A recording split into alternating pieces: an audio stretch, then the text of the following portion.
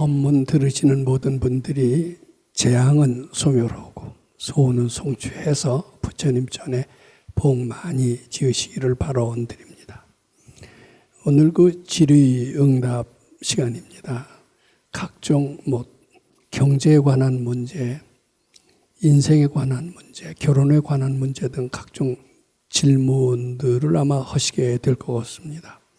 근데 제가 세상 공부를 아무리 많이 했다 하더라도, 세상에 대해 석학이라 하더라도 이런 인생의 난제에 대해서는 다 대답할 수가 없습니다.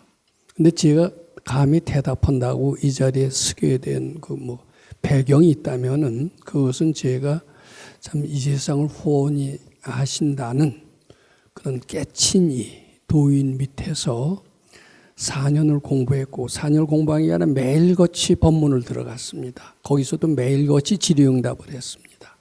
거기서 제가 깨친 게 있습니다. 사람의 마음을 사건이나 사물에 붙여놓으면 깜깜해져서 난제에 대한 해답이 보이지 않습니다. 근데 도인들이 일깨워주는 것은 무엇이냐 하면 그 마음을 띄워라. 사람에 붙은 마음을 띄워라. 사건에 붙은 마음을 띄워라. 그럼 네 속에 있는 무한한 지혜가 스스로 난제에 대한 해답을 알게끔 할 것이다. 이런 이야기를 귀에 젖도록 들었고, 오늘도 제가 질문에 대한 대답을 하고자 하는 것은 마음을 이렇게 해서 붙여놨기 때문에 난제로 보이실 거고, 이렇게 띄신다면 난제에 대한 해답을 스스로 마음속에서 찾을 수 있게 될 것입니다. 아마 이런 내용의 이야기가 오늘 제 답변에 주된 그 내용이 될 겁니다. 네, 그런 뜻에서 그렇게 아시고 질문해 주시기 바랍니다. 첫 번째 질문자 질문해 주세요. 저는 작년 여름쯤 유튜브를 통해서 법사님 법문을 처음 접했습니다. 법사님 법문을 들으면 맑고 짜릿한 정신이 들어 놓치고 싶지 않았고, 작년 가을부터 지금까지 자시가행 정진을 150회 이상 진행했습니다. 1년이 넘는 기간 동안 법사님을 향하며 보고 배우면서 제가 변화하는 것을 실감해왔습니다.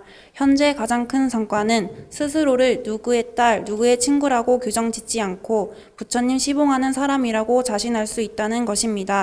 그리고 난제가 생겼을 때 부처님께 착각인 줄 알고 바치는 일이 몸에 익어가는 것입니다.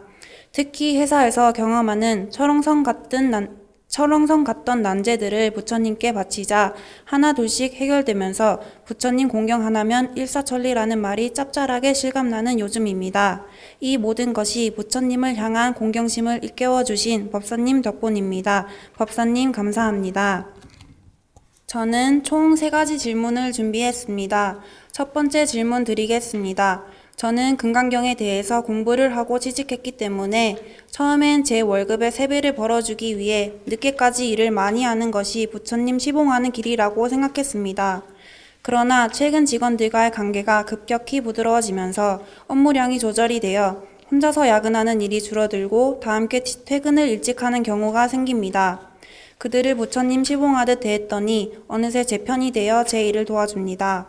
법사님 말씀대로 아상을 죽이려고 연습을 하니까 절로 뭔가 마음이 편해지는 듯 합니다.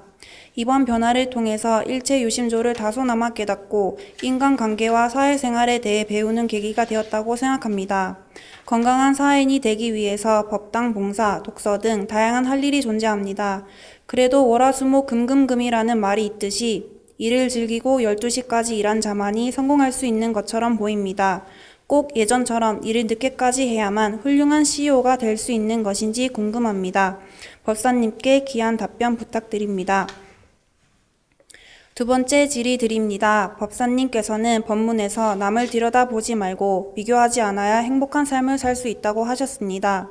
제가 회사 대표가 되거나 상사가 되면 부하 직원의 행동이나 업무를 평가해야 하는 입장이 됩니다. 이럴 때 그들의 행동을 지켜보고 실수가 생기면 지적을 해야 할 때가 있을 것입니다. 윗사람으로서 아랫사람의 행동을 교정해 주는 것이 올바른 역할이라고 생각합니다. 싫은 소리를 하기 싫어서 방관하거나 피하게 되면 같은 실수가 반복되고 결국 무능하다며 무시당할 수 있다고 합니다.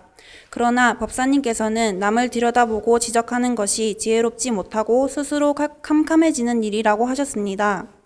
윗사람으로서 부하 직원들을 어떻게 코치해야 부처님 시봉 잘하며 건강한 사회인으로서 기능할 수 있는 것일까요? 직원들을 관리하는 올바른 방향에 대해서 법사님께 여쭙고 싶습니다. 세 번째 질의 드립니다. 저는 최근 원흥 법당 책장에서 장사의 신이라는 책을 보게 되었습니다.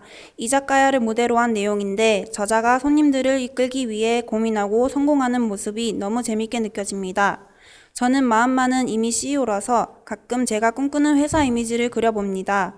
제가 재밌어하는 직장은 현 직장과 다소 차이가 있습니다. 저는 많은 사람들을 만나고 싶고 다양한 경험을 하고 싶어 합니다. 자유롭게 의견을 공유하고 개방적인 분위기가 좋습니다. 제가 창업을 하게 된다면 제가 느끼는 단점들을 보완하고 제 강점들만 내세운 직장을 만들고 싶습니다. 제 직장 롤모델은 법당입니다. 저는 할 수 있는 선에서 직원 복지를 신경 쓰며 무주상고시를 실천하고 싶습니다. 언젠가 동종업계에서 연봉을 가장 많이 주는 회사를 운영하고 싶기도 합니다. 요즘은 사장을 포함해 서로 영어 이름을 부르면서 법당과 같이 가불이 없고 수평적인 곳들도 많습니다. 이런 걸 보면 법당이 꼭 비영리 집단이라서 가능한 풍토 같지도 않습니다. 저는 요즘 7개월 만에 드디어 직장에서 여러 관계들과 오퍼를 했다랬다는 느낌이 듭니다. 몇 달 전만 하더라도 직장과 법당 사이의 갭이 매우 컸는데 이제는 모든 자리가 매분 매초가 부처님 시봉하는 길임을 실감하게 됩니다. 과하게 표현해서 삶이라는 지옥을 부처님 전에 복짓는 천국으로 만들어갈 수 있어 행복합니다. 현 직장에서 아직 배울 게 많아서 바치고 있습니다만 저는 언젠가 독립할 날만을 꿈꾸고 있습니다. 분야는 정해지지 않았지만 창업을 하면 잘할 수 있을 것 같은 자신이 듭니다. 제가 현재 건강한 사회인으로서 부처님 전에 복 지으며 시봉을 잘 하고 있는 것인지 궁금합니다. 법사님의 귀한 답변 부탁드립니다. 감사합니다. 남경민 보살님은 법당에서 몇 달 동안 출가 수행을 하다가 얼마 전에 직장에 취직을 했고 그 취직을 했지만은 그냥 그 회사 일에만 전념하는 것이 아니라 법당에서 배운 건강경 가르침을 현장에서 실천을 해서 하나하나 터득을 해가면서 재미를 느끼고 이제 드디어는 그 CEO가 되는 꿈을 이루겠다라는 이제 그런 CEO 지망생이신 것 같습니다. 근데 첫 번째 질문이 무엇인가 하면은 이 일을 늦게까지 아마 무척 많이 했던 것 같아요. 요새 좀 나아지긴 했지만은 이 일을 꼭 많이 해야 되는 건가? 뭐 이런 질문인 것 같습니다. 아마 사람마다 정답이 틀린 것 같은데 대체로 요새 풍토는요. 일을 많이 해야 성공한다. 다른 사람 잘 때 똑같이 자고 일어날 때 똑같이 해서 어떻게 남보다 낫길 바라느냐. 입시에도 사당오락이라는 얘기가 있듯이 4시간 자고 5시간을 4시간을 자고 나머지를 공부해야 붙는다는 말이 있듯이 일을 많이 해야 하는 것이 성공의 근본이다. 뭐 이런 풍토가 대한민국에 아주 퍼져 있는 것 같아요. 그래서 지금 요새 뭐 그런 얘기했지만 바쁘다 바빠가 학생도 바쁘고 대학원생은 더 바쁘고 직장인도 바쁘고 다 바쁩니다. 전철 속에서도 책 읽고 이렇게 바쁘게 하는 것이 능률을 오르고 성공에 이른 길일까? 저는 여기에 꼭 동의를 하지 않습니다. 이렇게 바쁘게 하는 건 좋은데요. 이 바쁘게 함으로써 생기는 스트레스는 굉장히 많습니다. 이 스트레스는 결국은 능률을 생겼다가도 까먹게 하고 앞으로 한 번 나갔다가 뒤로 2번 나가는 일도 만들 수가 있어서 책상 머리에 계속 앉아있다고 공부 잘하는 게 아닌 것을 우리는 잘 압니다. 적당히 놀 때 놀고 공부도 집약적으로 집중적으로 할 때 성공할 수 있다라는 그런 원리도 있는 것 같아요. 아마 이제 질문하는 게 이걸 것 같습니다. 지혜로운 이는 또는 건강경을 잘 공부한 불자라면 늦게까지 이러는 것을 과연 권하겠느냐? 뭐 이런 질문인 것 같습니다. 첫 번째가. 저는 그럴 때마다 우리 백 선생님을 생각을 합니다. 백 선생님 절대로 늦게까지 이러는 걸 권하지 않을 것 같아요. 저는 이제 보면은요, 일에는 그 원리가 된 핵심적인 일이 있고요. 또 핵심적이 아닌 주변의 일이 있다라고 봅니다. 우리 기술일 때도 핵심 기술이라는 게 있고 주변 기술이라는 게 있습니다. 뭐 반도체를 만들 때도 반도체를 만드는 핵심 기술이 있어요. 그 아주 가장 요건 꼭 알아야 된다. 근데 주변 기술은 그거 몰라도 뭐 대충은 된다.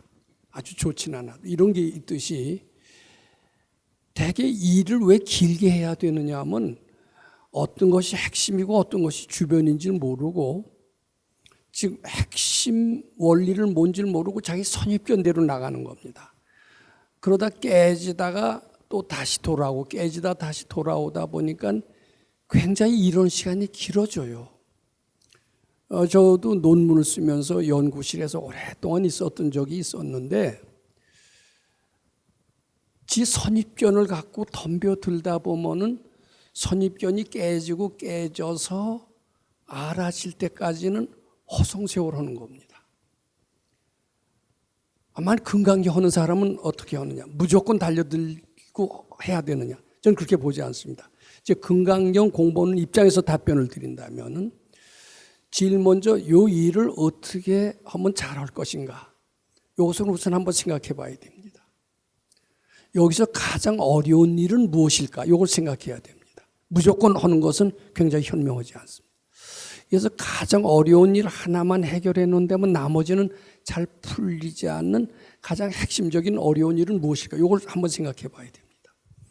그래서 무조건 일하면서 책상머리에 앉아 있기 전에 가장 어려운 일이 무엇인가를 먼저 해결하려고 하는 게 좋습니다. 거기에 많은 시간을 투자해서 예를 들어서 하루에 근무 시간이 10시간이라고 칩시다. 근데 난제를 해결하는데 5시간이 걸려요. 5시간 걸리는데 야, 그거 하나 하는데 5시간 걸리면 난제가 10개인데 10개 하려면 500시간도 더 걸리겠다 이렇게 생각할 수 있습니다. 아닙니다. 제일 어려운 거 하나만 딱 해결하면요, 나머지 난제는 아주 쉽게 풀립니다. 즉 하루에 우리가 10시간 노동한다라고 했을 때 제일 어려운 것이 무엇인가를 알아서 그걸 잘 해결하려고 5시간을 바쳤다고 칩시다. 나머지 9개의 난제가 있다는 걸 1시간 내에 풀리는 수가 많습니다. 이것이 지혜로운 이의 일하는 방식이 아닐까 이렇게 생각을 합니다. 핵심이 무엇인가를 잘 알아보자. 그리고 우선 그거부터 파악해보자. 거기 시간이 많이 걸려도 좋다. 그거만 확실히 해결한다라면 나머지는 쉽게 풀릴 것이다. 아마 발근이는 그렇게 얘기할 것 같아요. 그래서 아마 발근이는 그런 식으로 일하면서 상당히 쉬는 시간을 많이 가져라. 이러는 시간은 상당히 적어지면 놀면서도 다 일은 다 하는 것처럼 보인다. 우리 선생님께서는 이런 얘기를 하셨습니다. 세상에는 소위 골치 밝은 사람이 있고 골치 박지 않은 사람이 있다. 골치 밝은 사람, 이게 지혜로운 사람입니다. 지혜로운 사람은 이러는 방식이 어떠냐 하면 아무것도 하는 것 같지 않으면서 놀면서 하는 것 같으면서도 일을 다 하는 사람이 골치 밝은 사람이고 지혜로운 사람이다. 그런데 지혜롭지 못한 사람은 어떤 사람이냐? 하루 종일 일하고 하루 종일 책상머리에 붙어 있으면서도 그리고 열심히 하는 것 같으면서도 성과가 적은 사람이 즉 골치가 박지 않은 즉 지혜롭지 못한 사람이다. 아마 이렇게 얘기하시는 것 같아요. 그러면서 우리가 공부하는 뜻은 제일 난제 핵심을 잘 알아서 그것부터 푼다라면 지금 마침 이거나 마찬가지입니다. 밀가루 푸대를 풀을 때 이렇게 쭉 줄 풀잖아요. 근데 이게 잘 안 풀리면은 뭐 가위로 자르고 별짓 다 하다가 결국 잘 안 풀리고 시간이 걸리는데 좀 시간이 걸리더라도 질 앞에 그거만 딱 하나 풀면 쫙 풀리듯이 일에도 그 일의 순서를 알아서 난제부터 하나 딱 해결하는 방식으로 하면은 그 사람은 놀아가면서 많은 일을 처리하는 사람인데 그런 사람을 지혜로운 사람이라 할 것이다. 저는 이 금강경 가르침을 바로 현장에 적용할 때도 그런 원칙을 다 세워서 일을 한다면은 반드시 늦게까지 할 필요 없을 것 같습니다. 자기는 짧은 시간 내에 일을 다 해가면서 다른 사람의 일까지 도와준다라면은 그 일은 회사에서 어느덧 중심 인물이 되지 않을까. 그런 일하는 자세는 매우 필요한 자세요. 또 우리는 알 수가 있습니다. 난제를 풀 수가 있습니다. 왜냐하면 우리는 전지전능하고 또 모른다는 생각이 착각인 줄 알고 받침으로써 할 수 있기 때문에 단지 일의 난이도를 정해서 가장 어려운 거 하나만 해결하면은 나머지는 쉽게 풀리는 거나 마찬가지입니다. 저는 그 전에 그 황농문 박사가 쓴 몰입이라는 책을 읽은 적이 있는데 그냥 어려운 문제가 있을 때 그것을 시간에 쫓겨서 대충 넘어가지 말고 그것을 끝까지 해결하는 연습을 하라는 것을 배운 적이 있습니다. 하나만 해결이 되면은 하나 깨치면 나머지는 아주 쉽게 풀립니다. 근데 대충 넘어가 버릇하면 하나도 제대로 풀리지 못했기 때문에 나머지도 계속 하는데 시간이 걸려요. 그러니까 하나 할 때 완벽하게 철저하게 풀어서 확실한 자신을 갖도록 그렇게 해주고 이것은 금강경 공부 방법으로서 충분히 통할 수 있다. 이런 말씀 드리고자 합니다. 그 다음에 이제 두 번째 질문은 이거인 것 같습니다. 남을 들여다보고 비교하지 마라. 근데 내가 CEO가 되고 지도자가 되고 그러면 남의 마음을 잘 들여다봐야 되는 거 아니냐? 그래서 나쁜 짓 하는 사람은 벌도 주고 좋은 일 하는 사람을 상도 주고 이러려면 어떻게 남의 마음을 안 들여다볼 수가 있겠느냐? 관찰을 하고 관찰해야 파악이 될 수가 있다. 근데 남 들여다보지 말라는 것은 이게 뭐 절간에서 수도 오는 사람한테는 통할지 몰라도 우리 지금 사회에서 큰 일을 할 때는 반드시 들여다보고 비교 분석 평가하는 것은 매우 바람직한 것이다. 뭐 이런 질문이죠. 예. 근데 거기에 대한 답변은 이렇습니다. 남을 들여다보고 이렇게 비교 분석 판단을 하잖아요. 우린 다 그렇게 삽니다.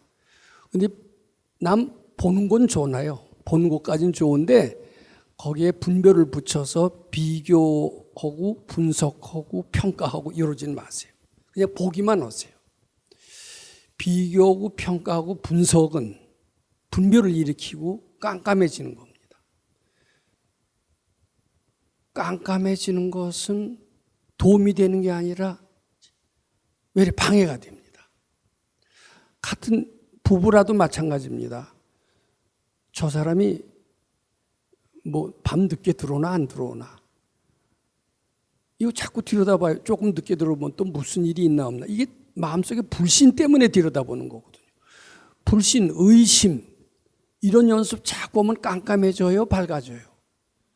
그러니까 남의 마음을 들여다보지 말라는 뜻은 보는 것 자체를 문제시 삼는 게 아니라 그걸 들여다보면서 여기까지 자기 생각을 내는 거예요. 그런데 우리 금강경 가르침이 뭐라고 그랬습니까? 우리가 떠오르는 모든 생각은 범소유상은 캐시어망이다. 착각인 줄 알고 바치라고 그랬죠. 그러니까 남이 보여지면 볼 수는 있어요. 그것도 일부러 볼 필요는 없습니다. 떠오르면 그저 관찰만 할 뿐이고 어떤 생각이 들 수가 있습니다. 그건 착각인 줄 알고 자꾸 받쳐야 됩니다. 그럼 지혜가 점점 쌓여요. 쌓여서 나중에 뭐 요 사람 상 줘야 되겠다. 요 사람 벌 줘야 되겠다. 요 사람은 한 계급 진급을 더 시키거나 한 계급 강등시켜야 돼. 이렇게 하지 않아도 지혜가 있어서 그런 판단을 일일이 할 필요 없이 자동적으로 다 됩니다. 질문에 대한 답변이 됩니까? 절대로 궁리하지 마세요. 궁리는 지혜를 말살시킵니다. 판단하고 비교하고 게다가 분노하고 의심해서는 더더욱 안 됩니다. 그죠? 보려고도 하지 말고 봐지면 보되 보고 일어나는 분별은 자꾸 부처님께 바치셔서 마음을 텅 비우는 연습을 해야만이 지혜가 충실해지고 지혜가 충실해지는 것은 훌륭한 CEO가 되는 중요한 요건이다. 이렇게 말씀드리고자 합니다. 자, 지금 들어간 지 1년도 안 됐는데 이제 독립을 해서 CEO가 되려고 그러네요. 그 뜻은 참 가상합니다. 자, 그런데 이 독립이라는 말에 대해서 좀 잘 생각을 해보기 바랍니다. 지금이라도 독립을 할 수 있을까? 독립의 반대는 뭐냐면 구속이죠. 구속. 우리는 가정의 일원으로 살지만요, 그건 다른 표현으로 하면 가정에서 독립된 게 아닙니다. 가정에 구속되어 있습니다. 발근이가 보기에는요, 가정을 감옥이라고 그래요. 부처님 세계로 나오지 못하고 감옥에 갇혀있다 이 얘기입니다. 근데 왜 감옥에서 못 나가느냐? 왜 직장에서 월급쟁이에 매달려 있고 거기서 직장 뛰어내려가면서 창업을 못 하느냐? 거기에 마음을 붙여놨기 때문에 그렇습니다. 내가 여기 구속되어 있기를 바라는 마음 때문에 소원 성취가 돼서 스스로 독립을 못한다 이렇게 봐야 됩니다. 지금 독립을 하고 싶으려면은 나를 이 직장에서 붙들어 주셔 의지하는 마음을 우선 떨쳐버려야 됩니다. 직장이 지금 월급 받고 어때요? 월급도 나쁜 거 아니죠. 그 뒤에 제 시간에 출근해라. 일찍 퇴근하면 안 된다. 이거 구속이에요. 출근도 지 멋대로 하고 퇴근도 내 멋대로 하고 그리고 돈도 뭐 마음대로 벌고 이런 CEO가 되고 싶은데 여기서는 뭐 봉급도 뭐 주는 대로 받아야 되고 출퇴근 시간도 엄밀하게 따져야 되고 뭐 조금 늦게 나가면 벌 주고 난 독립을 해서 CEO가 되고 싶어. CEO가 되고 싶죠. 근데 왜 못 되느냐? 왜 못 되느냐 하면 나를 직장에서 쫓아내면 두려운 마음이 있고 직장에서 나를 붙들어주는 마음 때문에 스스로 못 나가는 것이지 스스로 못 나가게 되는 것이지 내가 CEO가 뭐 할 수 있는데 안 되는 게 아니에요. 그러니까 우리가 잘 구분해야 됩니다. 그러니까 CEO가 되는 요건이 무엇이냐? 이게 다른 사람한테 묻지 않고 지혜로운 도인한테 물어야 됩니다. 도인만이 대답할 수가 있습니다. 아무리 세상에 유능한 사람도 여기에 대해서 대답할 수 없다라고 저는 생각합니다. 지혜로운 도인한테 물으면요, 바라는 마음, 의지하는 마음이 너로 하여금 그 직장에서 못 떠나게 하는 것이다. 나를 붙들어주고 월급을 주고 나를 이렇게 편안하게 주는 그 기대감이 너로 하여금 CEO가 못 되게 하고 그 직장에서 떠나지 못하게 하는 중요한 원인이다. 네가 그 직장을 떠나서 독립을 해서 CEO가 돼서 큰일을 하고자 한다라면 그 마음을 띄는 연습을 해야 된다. 그 띄는 연습은 바로 용기가 아니다. 금강경에서 해답을 찾을 수가 있다. 금강경 가르침을 통해서 복을 지어라. 응무소주 행어보시, 무주상보시로 자꾸 복을 지어라. 복을 자꾸 지으면 붙은 마음이 자꾸 떨어진다. 직장에 의지하는 마음에서 해방될 수가 있다. 그러면서 자연히 CEO가 된다. 박수 받고 CEO가 된다. CEO가 될 때 내팽개치고 CEO가 되면서 그 직장에서 화가 나게 만드는 그런 풍파를 겪으면서 CEO가 되는 것이 아니다. 그런 CEO는 바람직한 CEO가 아니다. 자연스럽게 박수 받고 저 사람은 우리 회사에 있을 정도로 작은 인물이 아니야. 나가서 큰 창업을 해서 위대한 일을 할 사람이니까 당연히 나가야 돼. 그러면서 축하를 해주는 그런 독립이 될 것이다. 아마 이렇게 얘기할 것 같아요. 그래서 이제 제 개인적인 얘기를 하고 싶습니다만 저는 이제 출가를 해서 몇 년 동안을 있었습니다. 근데 그냥 제가 자유롭게 하고 싶어요. 모든 행동을. 근데 자유롭게 하려고 그러면 안 된다. 시키는 대로 해라.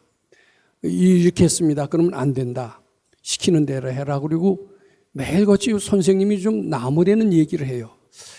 제 속으로 그렇습니다. 물론 선생님이 가르쳐 주시는 건 고맙지만은 일일이 이렇게 자꾸 이래라 저래라 하시고 내 마음대로 할 수 없으니 나는 언제 좀 독립이 될까?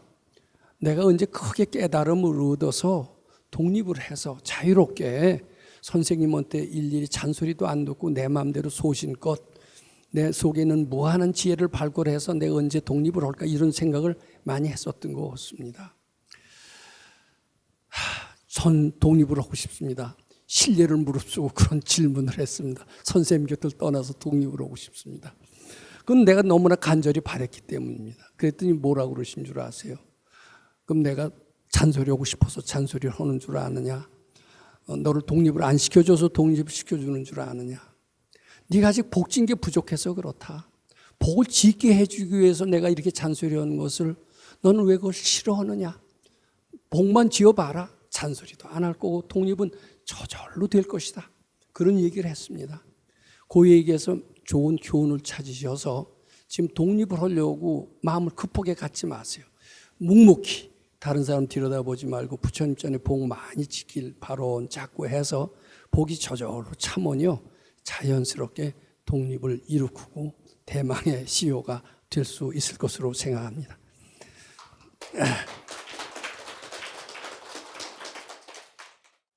법사님의 동영상을 보고 스님이 아니신 분이 금강경을 설하신다면 뭔가 체득되신 바가 분명 있을 것이라 하고 호기심으로 듣게 된 것이 마치 블랙홀에 빠져들듯 2018년 8월부터 오늘에까지 오게 되었습니다. 법사님의 법문은 곧 저의 불교 공부에 새로운 별천지를 열게 해 주었습니다.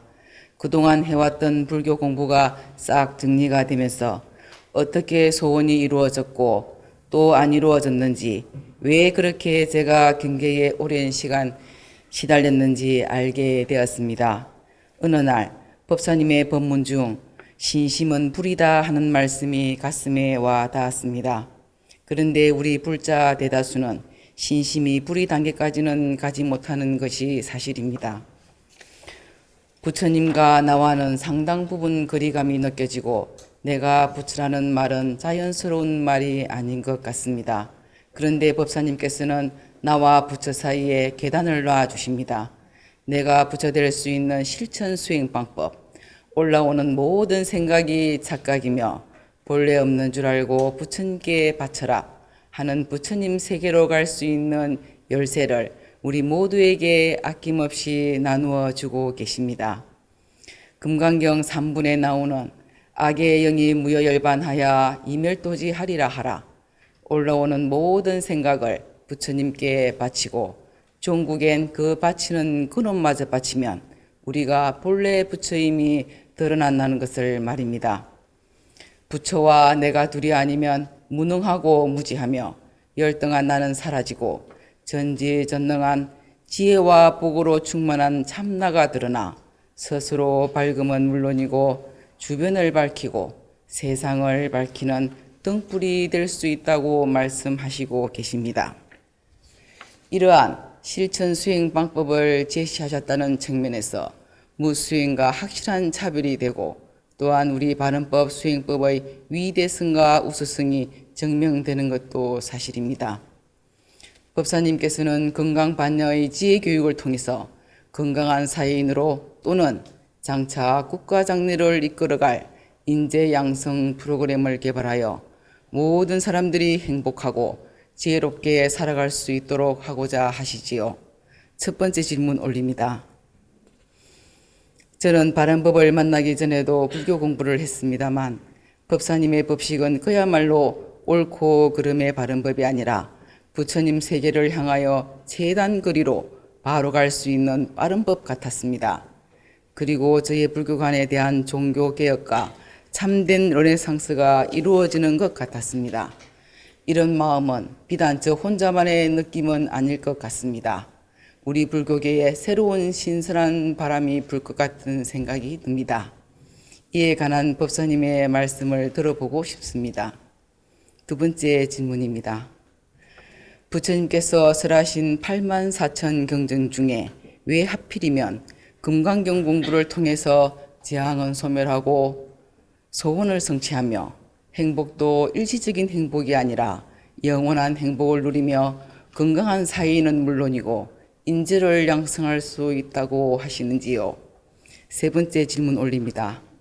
법사님께서는 지혜교육을 통해 인재 양성 프로그램을 실천할 금강경 연수원을 오래전부터 원을 세우셨다는 것을 다소 오래된 동영상 본문을 통해서도 알 수 있었습니다. 그 영상들에게서는 법사님의 어떠한 첨삭의 말씀을 들어보지 못했습니다. 법사님께서 원을 세우시는 과정에서 선명하게 그려온 금강경 연수원에 대한 플랜이 분명히 있을 것이라고 봅니다. 오늘 이 자리에서 간략하게나마 법사님의 금강경 연수원 마스터 플랜에 대해서 듣고 싶습니다. 부처님 감사합니다. 부처님 시봉자라기를 발언합니다. 이 질문은 세 가지인 것 같습니다. 종교 개혁과 르네상스에 대한 제 소견을 말씀해 달라는 그런 얘기였고요. 두 번째는 왜 하필이면 금강경이냐, 그런 또 질문이었고요. 또 금강경 연수원에 대한 마스터 플랜이 있다면 무엇인지 얘기해 달라는 그런 질문이 세 가지였던 것 같습니다. 이제 그런 질문을 말씀하시기 전에 신심명의 제일 마지막 구절, 신심이 불이요, 불이가 신심이다. 이제 이런 구절이 있습니다. 여기 구절에도 언급을 하셨는데, 이 구절에 관한 것은 질문은 아닙니다만은 이 구절을 한번 좀 설명을 해드리고 싶어서 이것도 토의의 과제로 제가 삼아봤습니다. 우선 우리는 신심하면 믿는 마음으로 생각하게 되기가 쉽습니다. 근데 믿는 것과 깨침은 조금 틀리죠. 깨치면은, 근데 소위 믿는 마음은요, 믿다가도 안 믿어질 수가 있어요. 퇴타심이 날 수가 있어요. 근데 깨치면은요, 퇴타심이 없습니다. 내가 확실히 알고 내가 실천하고 실감을 느끼기 때문에 퇴타심은 영원히 없습니다. 그래서 깨치는 신심이 바람직한 것이지 퇴타심이 날 수 있는 신심은 불완전한 신심입니다. 그래서 승찬대사, 유명하신 중국의 삼조 승찬대사는 신심이라는 것은 깨달음이다. 또 깨달음이야말로 참 신심이다. 이런 말씀을 신심명이 제일 마지막에 썼습니다. 그 깨달음이 뭐냐면 부처와 나가 둘이 아니다. 이건 달리 말해서 나는 지금 열등한 존재로 생각한다. 누구의 가피를 바라는, 가피와 구원을 바라는 이런 열등한 존재로 생각한다. 그리고 외부에서 어려운 일이 닥쳤을 때 우리는 마음이 공포와 두려움에 떨고 있다. 우리는 그렇게 열등한 존재로 생각하고 있다. 이제 이게 우리 보통 저 사람들의 통념입니다.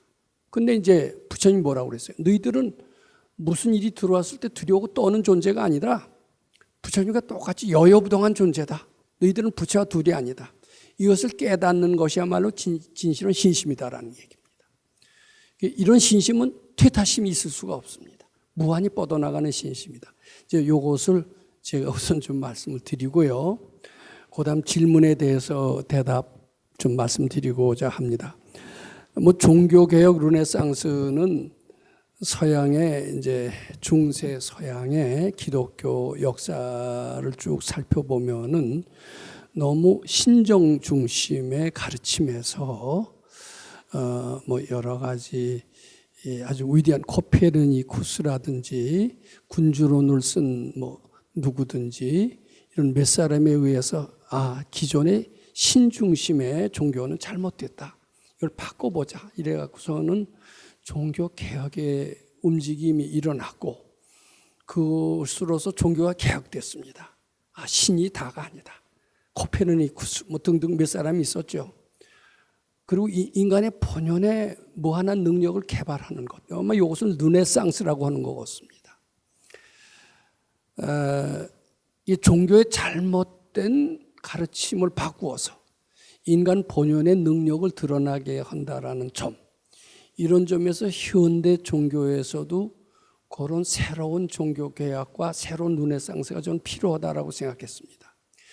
저는 금강경을 통한 불교 수행을 통해서 저는 새로운 종교 개혁의 필요성을 느끼고 새로운 종교를 개혁함으로써 참 그전에 보기 드문 위대한 르네상스가 탄생될 것으로 그렇게 믿게끔 됐습니다. 그럼 기존의 종교는 어떤 종교며 금강경을 통한 새로운 패러다임의 종교는 어떤 종교냐? 이걸 일단 말씀드려야 됩니다. 그 말씀을 듣고 공감을 하셔야만이 이 금강경 가르침으로 우리가 실천 수행한다면 기존에 믿었던 종교는 여러 가지로 문제가 있다. 그걸 바꿔야 될 것이다. 이렇게 생각을 하게 되며 그리고 현재 이런 식의 믿음을 바꿔야 될 것이다. 이렇게 공감하게 될 겁니다. 그런데 이런 믿음을 바꾸게 되면요. 이것이 인간 내부의 무한한 가능성을 암시하는 것이 되기도 합니다. 그러면서 인간이 무한한 가능성을 발현한다라고 해야 되겠죠. 발현함으로써 신의 영역에 접근하면서 이 세상을 정토, 극락세계로 만들 수 있다고 생각을 합니다. 자, 그러면 뭐가 지금 종교에서 지금 불교든 기독교든 뭐 마음의 특교든 뭐가 문제냐? 자, 마음 밖에서 찾는다는 게 문제입니다. 천당도 마음 밖에서 찾고 지옥도 마음 밖에서 찾고 행복도 마음속에 있다고는 하지만 마음 밖에서 찾습니다. 부귀영화를 멀리 떠나라고 하지만은 그 부귀영화 역시 상당한 가치로 알고 찾고 있습니다. 이것이 개혁의 대상이라는 겁니다. 그런데 우리 금강경 가르침의 의험은 어떻습니까? 마음 밖의 현상이라는 것은 알고 보면 내 마음의 그림자다. 이렇게 가르치고 있습니다. 천당이라고 하는 것도 내 마음에 천당이 있음으로써 겉에 천당이라는 이런 것이 가능한 것이지 밖의 천당은 내 마음의 천당을 떠나서 있을 수 없다 얘기합니다. 내 마음의 지옥이 현실의 지옥으로 있게끔 하게 하는 것이지 내 마음에 지옥이 없다면 현실의 지옥 또한 없다. 내 마음에 증오가 있고 악심이 있기 때문에 세상은 혼탁하게 보일 뿐이지 내 마음에 증오나 악심이 없다라면 세상은 다르게 볼 것이다. 즉 현재 각종 종교는 마음 밖에서 찾는 종교다. 이런 패러다임을 방향이 바꾼다라면 모든 것은 내 마음에서 찾는 종교로 바뀔 것이고 내 마음의 무한한 가능성을 발견하게 될 것이고 행복한 삶을 우리는 바로 멀지 않은 내생이 아닌 바로 금생에 찾을 수 있게 될 것이다. 우리는 빠른 시일 내에 신의 영역에 빨리 도달할 수 있을 것이다. 저는 우리 금강경 가르침을 통해서 그런 믿음에 도달하게 되고 이런 가르침을 통해서 극락세계를 이 땅에 빨리 실현할 수 있다고 봅니다. 즉 마음 밖에서 찾지 말라. 내 마음속에 모든 것을 구족되어 있다. 이것이 종교개혁의 시초요. 그 시초 그런 가르침을 바탕으로 이 세계의 행복과 평화의 세계를 만들어 나가는 것. 그것을 르네상스라고 이해하시면 좋지 않겠느냐. 그러기 위해서는 우리 금강경 가르침이 반드시 필수적이고 선행되어야 된다. 이렇게 말씀드리고자 합니다. 하필이면 왜 금강경이냐? 지금 모든 수행, 모든 종교, 모든 행위는 다 내가 하는 행위입니다. 나 잘 되자고 하는 행위입니다. 근데 내가 있는 한은 목표가 있게 되고 목표를 위해서 달려가려고 하다 보면 탐심이 생기고 왜 안 되느냐 하면 진심이 생깁니다. 또 조금이라도 이루어졌다 하면 치심이 생깁니다. 즉 내가 하는 수행, 내가 하는 종교 이런 것들은 그 결과는 오르락 내리락 하면서 불완전한 종교가 되고 불완전한 수행이 되고 불완전한 결실을 맺게 됩니다. 그럼 어떻게 완전한 종교가 되고 완전한 수행이 될까? 바로 내가 없어져야 됩니다. 내가 없어지라는 가르침을 제일 먼저 선행해야만이 그것부터 가르쳐야만이 믿음을 가져도 제대로 된 믿음을 갖게 될 거고 수행을 해서 결실을 얻더라도 영원한 결실을 얻게 될 것이 아니냐. 바로 금강경을 우리가 왜 해야 되느냐. 다른 것을 다 제껴놓고 왜 금강경부터 해야 되느냐. 금강경 첫 구절부터 나옵니다. 아상, 인상, 중생상, 수자상이 없으면 즉비보살이니라 하면서 나라는 것이 본래 허상이고 착각이라는 것을 일깨워 주시고 그것을 실천하기 위해서 무주상보시라는 것을 또 얘기하셨고 또 실무유법, 실무중 중생들멸도자를 말씀하심으로써 내가 있는 가르침은 모두 꿈과 같고 환과 같고 그랬고 내가 없는 가르침이야말로 그대들을 영원한 세계, 상나가정의 세계로 가르치는 것이라는 것을 역설하고 있다. 불교만 하더라도 이것이 핵심 일진된 불교에도 여러 가지 예화가 있고 스토리가 있고 그 스토리고 실천하는 행자가 있다. 선제동자가 있다. 거기에 다 나가 있음을 간접적으로 암시하고 있다. 내가 있어서는 안 된다. 내가 없는 것부터 해야 된다. 내가 없는 것을 가장 우선으로 하는 금강경부터 해라. 이것이 하필이면 꼭 금강경 해야 될 당위성이고 필요성이다. 이렇게 생각을 합니다. 그 다음에 이제 금강경 연수원의 풀엔에 대한 질문을 하셨습니다. 근데 이제 세상 사람들은 무슨 일을 계획을 할 때 계획을 세우죠. 계획을 세우고 계획을 위해서 우리는 어떻게 합니까? 어떻게 계획을 달성할 방법을 구상을 합니다. 방법이 구상한 뒤에는 그것으로 해서 달려가는 노력을 합니다. 즉 처음에 계획, 두 번째 방법론, 노력을 합니다. 이것이 보통 사람들의 일하는 방식이다. 이렇게 봐도 거의 틀림이 없습니다. 그러나 불자들은 어떠냐? 지혜로운 사람은 어떠냐? 지혜로운 사람은 금강경 연손이라고는 대과업입니다. 인재양성, 이런 양성소입니다. 양성소를 만드는 것은 이렇게 세상 사람들이 하는 식으로 하질 않습니다. 왜냐하면 이 금강경 풀엔을 기획하고 발휘하는 사람조차 본래 나는 부처님과 전지전능하다라는 그 깨달음이 전제가 되지 않는 한 이런 풀엔을 꾸밀 수가 없어요. 그리고 그런 사람은, 이런 계획을 가지고 있는 사람은 내가 전지전능하다라는 것을 알기 때문에 본래 구족되어 있는 것을 알기 때문에 노력을 하려고 하지 않습니다. 방법론을 찾지 않습니다. 내 마음만 세우기만 하면은 이미 결과는 자동적으로 따른다는 것을 너무나 잘 알고 있습니다. 그래서 그이는 계획을 세우고 방법론을 세우고 노력을 하기보다도 그 한 마음이 순수해지기를 바라는 것만 할 뿐입니다. 그 마음에 탐진치가 없고 오로지 순이란 부처님 공경심 한 마음으로 딱 세워졌을 때 노력할 필요도 없습니다. 치열하게 달려갈 필요도 없습니다. 그리고 마음이 쓰는 순간 결과도 이미 다 이루어져 있음을 믿고 확신을 합니다. 이것이 금강경 공부하는 사람과 보통 사람들의 다른 점이다 이렇게 말씀드릴 수 있고, 이것은 다른 보통 사람들이 생각하는 잣대로 판단해서 플랜을 내놔봐라, 방법론을 내놔봐라, 로드맵을 제시해라, 이렇게 질문해서는 안 된다고 생각합니다. 그 마음이 쓸 때가 다 달성하는 때다, 이렇게 이해하시고 우선 본인의 마음부터 잘 세워주시기 바랍니다. 감사합니다.